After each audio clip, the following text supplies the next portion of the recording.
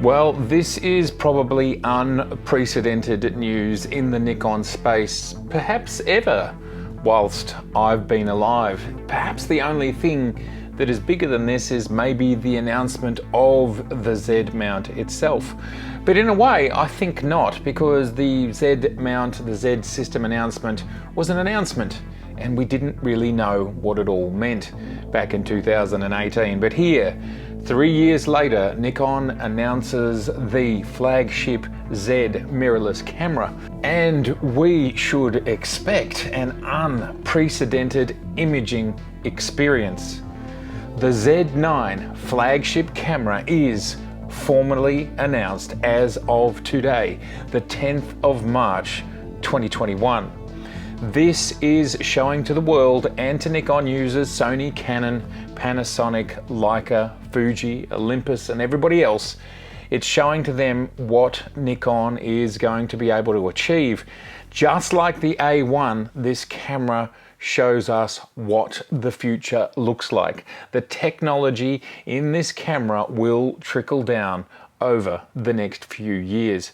This is probably the most important announcement that Nikon could have made in quite a long time.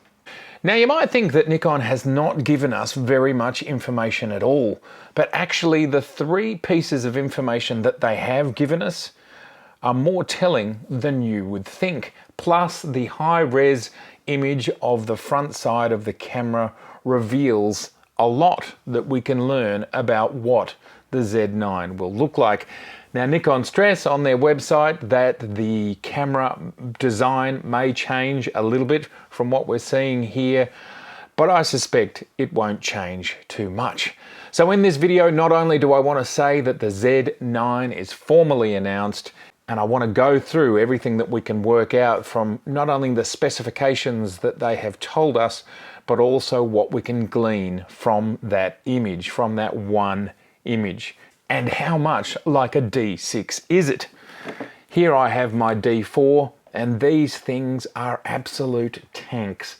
They are bulletproof. Not a great deal has changed on the front side of a D single-digit series camera since the D4 came out. There's a few things, like 3 buttons here on the front. But these things are tanks. They are built to perform anywhere, anytime, and this camera is going to be real soon, this year in 2021. Let's dive into the specifications that Nikon has told us, as well as looking at that image and working out what we can glean from that. But this is a super exciting day. Nikon users should rejoice, and really there should be nothing more for us to have to talk about in regards to Nikon not being up with the pack. This stuff has never gone in days and months, it's always gone in years, and those who have pushed the agenda that Nikon are behind, because the A1 was announced, a few weeks ago, and the R5 was announced, 5 months ago. The A1 you can't even get in your hands yet. This is normal timing. And for those that want to keep on with the agenda that Nikon are behind, well, yes, technically they are days behind, but in regards to the industry, this is the normal cycle. So you make your decision whether you want to talk about time, yes, they're behind, or the industry, yes, this is normal. But if you want to talk to me about this stuff, we'll talk about the industry, because that's what we're talking about, an industry that has a certain cadence. Anyway, let's dive into the details. And here it is. This is the Nikon Z9 And if we jump into the press release, the Z9 brings together Nikon's groundbreaking technologies to deliver the best still and video performance in Nikon history, meeting the advanced needs of professionals in a wide range of genres. It utilizes a newly developed FX format stacked CMOS sensor and new image processing engine in response to the growing needs of professionals, advanced enthusiasts, and cinematographers. It includes support for 8K video recording, as well as various other video specifications that fulfill diverse needs and workflows. The Z9 embodies ultimate usability as a tool, offering users an unprecedented imaging experience from capture to workflow, exceeding that of previous digital SLR and mirrorless cameras. Now, if you jump to Nikon USA's website, and there is the development announcement there right now, you can see it. You'll see there are 3 points that they are drawing our attention to: the sensor, the processor, and 8K. This is all a lot of information. Firstly, the sensor. It is a stacked CMOS sensor. Nikon have not done this before, and we know that a stacked CMOS sensor gives us much faster read-through, much faster output. So firstly, that's a big deal. Now, as I said in my previous video, you can either get that from Sony. They make a 50 megapixel stacked sensor that's super fast. We know that.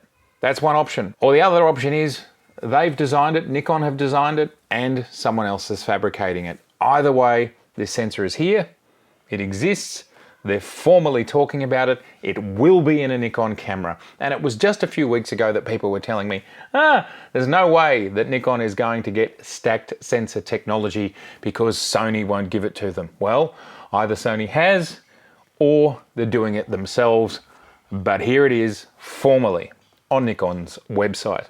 This is a big deal. I think golf clap for Nikon. Next, the processor. Well, if you are pushing 8K, which is 4 times the size of 4K, then you need 4 times the processing power. Now, even the fact that they're talking about having 20 frames per second at 50 megapixels is only twice as fast as 45 megapixels at 10 frames per second, give or take. So this new processor has to be significantly faster to handle 8K. We know this processor thus is going to be very fast. It's going to be able to throw still images around, and as is rumored but is not part of this formal announcement, maybe we will have enough processing power to see 16-bit files. Wouldn't that be exciting? But the power's there. This processor does a lot. So we will see, formally, it has been announced, a new XP processor. And then the final specification that we know that actually gives us 2 pieces of information in a pretty solid way, and that is the fact that we can shoot 8K. Now, if you're just shooting 8K, you need a 33 megapixel sensor, but video is more letterbox than 35mm stills. You need a larger, taller sensor to do that. So then you're pushing up towards 40 megapixels. So we can confidently say that this sensor is at least 40 megapixels, and let's face it, the competition are doing 45 to 50. So based on rumors, speculation, I'm comfortable saying that it's going to be somewhere between 40 and 50 megapixels. That's what we know. So we know about the sensor and we know about 8K. And we can imagine that 8K will be running at 30 frames per second, probably the maximum for now. Okay, so let's jump over to what we can learn from the front of the camera. Here is the only image we have of the Nikon Z9. And let's talk about a few things here. I like the fact that this recording button is large and protruding. That's awesome. The other thing that we can see here at the back is the top screen. So I suppose that this top screen here is going to be similar to the top screens that we are familiar with so far. So we know it's got a top screen. It's also got an ISO button, really easy to get to. And here on the trigger, we have the illumination, the button illumination symbol, which probably means we're going to have rear and top illuminated buttons, which is something that we are used to in the DSLRs. Can this show as a recording light? I hope so. Then I want to jump over here to these function buttons. Now we can see that this housing here goes all the way down there. So I'm guessing there's going to be 3 or 4 function buttons in this area because it goes all the way down to here. At least that's what it looks like. The current D6 has 3 buttons, so it's 3 or 4. Down the bottom here on the left, we can see that we have the usual vertical controls, the dials, shutter. We have an ISO button, which is great to see, as well as a function button, an extra function button. So lots of buttons. What have we got over here? Now this looks like the external autofocus controls, which may give people some of the things that they've been asking for in regards to more control of the different autofocus modes with an external button. It looks like it's there. How exciting. This is the 10-pin port. There it is, the 10-pin port and the flash sync. Is that what we're seeing here? That these ports appear to be the same size and do the same thing that they've always done. And then up here we have this dial, which probably is our shooting modes. We can lock this on and off, so continuous, single, and all that sort of thing. You don't have to dive into the menus to change it, which is great, as well as having bracketing here and shooting modes here, and maybe I can't quite make this one out what that one is because my image is not high enough res. So look, we can learn quite a lot from this image about functionality, buttons, what this camera is going to deliver. It's clearly going to deliver a D6, D5, D4, D3 level experience with all of the advantages of the Z mount. Now, so many people in my comments have wanted this camera. Here it is. And the only other thing that I could perhaps talk about right now is where is the mirrorless D500 and where is the mirrorless D850. I think now it's pretty clear to me that the D850 is going to be the Z8, and the Z8 from my perspective will be a higher megapixel camera than this one. Is that going to come this year? I have no idea. But in the meantime, for those that want that sort of middle of the range camera, there is the Z7 II, and then this camera here, the Z9, well, it is the absolute flagship. It gives you the resolution of a Z7 and just ridiculous high speed and going to give you unprecedented autofocus, which is what certain corners of the internet have been screaming for. This is the Z9.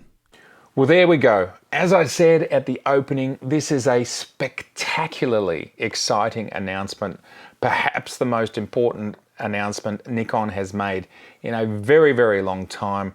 The flagship mirrorless is here. It will exceed all other Nikon cameras ever made, and that includes resolution, dynamic range, AF tracking, etc., etc. This is very, very exciting, and it's formal. This is a formal announcement.